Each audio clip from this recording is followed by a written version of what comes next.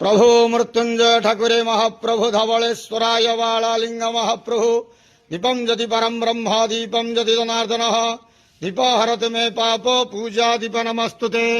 हे बाबा धवलेश्वर बालालिंग महाप्रभु संसार सुखी रखंतु।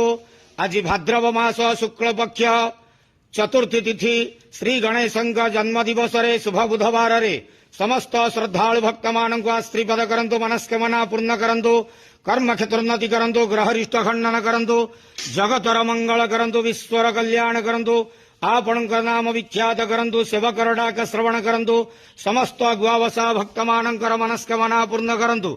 आज पवित्र श्री गणेश चतुर्थी रे समस्त विद्यार्थी मानकर विद्या लाभ करंतु समस्त विद्यार्थी मानक आश्रीपद करंतु। महाप्रभु धवलेश्वराय बालालिंगाय नमो नमः।